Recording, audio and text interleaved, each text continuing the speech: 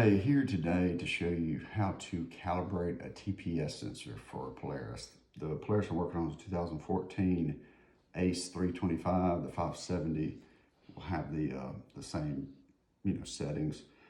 You can buy a setting tool that's like 200 bucks, but I'm gonna show you today how to use all of the stuff you can get at home, right, to wire this in. So get you a cheap little car, like a phone charger, right? It don't matter if it's an iPhone or standard Android kind. You have 4 wires in there, but you have a red and a black in this cord, okay? And so you get your red and black and just splash you these little terminals. I made some terminals. You'll just have to figure out how to pin it, or you could use the old pigtail and you could use butt connectors, connect it up. So on your red, you're going to connect it to the orange pin, okay, because that's your 5 power in. Your center, the center terminal right there is actually going to my ohm meter as my power.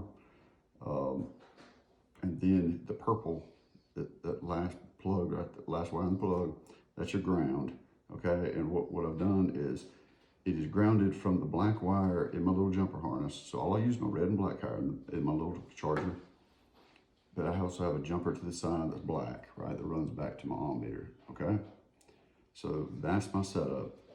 Car charger, red goes to orange, black goes to purple, and then I have a jumper that's kicked into the black wire that goes back here. My red goes to my green, which is the signal out. Okay, you need to make sure you use an iPhone charger. They're 5 volts. If you use another one, they're 12. You fire your little sensor. So let's go ahead and plug this up. So I plugged it up, turn my little ohm meter on, and you can see right there. I probably should have had it where you can see it better, but let's prop this little thing up. Can you see the numbers? I turned it. Huh? I turned it. Okay. So here's your throttle body. I have it taken off. That's how it's mounted on the unit.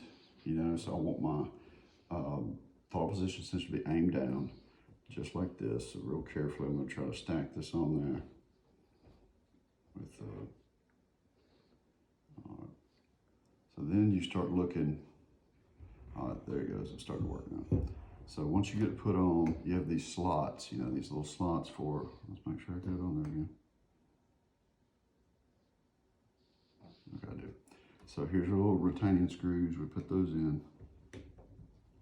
And we're gonna have to adjust, so I don't want to tighten it up too much.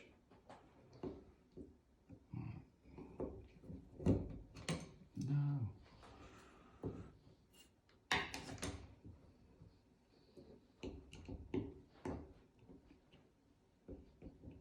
I do know how to use a screwdriver. I know I'm making it look hard, but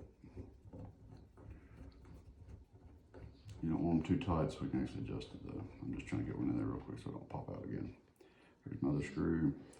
I want to go ahead, put this one in, leave it loose. And my daughter's helped me today produce this video. My little BB is, she has this little face light and everything. It's all professional kind of. Okay, so here goes the adjustment part. Right now, and you can see my ohm meter, correct? Mm-hmm. Can you see 55 on there? Yes. I want to get that set to 46.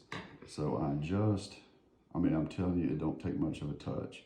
See, right now it's at 46, right there. See, I just barely touched it. So I'm going to go ahead. I'm at 46, 40. You see that? I'm just going to tighten this and see where it goes. I want it to go down.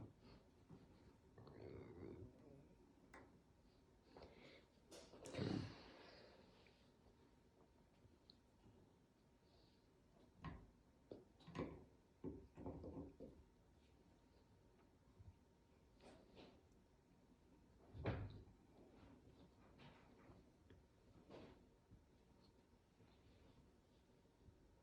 It's almost like you're fighting it when you're putting it on, but get it to 4 or 6. Just jump around a little bit on me.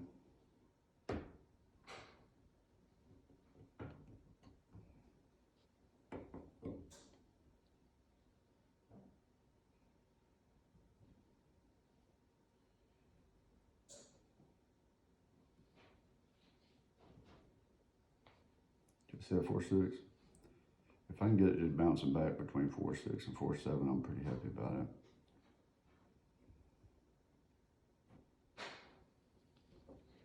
There we go, 4.6. See that? That's how you set a TPS sensor at home without buying a ton of expensive equipment. Go bolt it back on. This thing should run like factory. All right, thank you.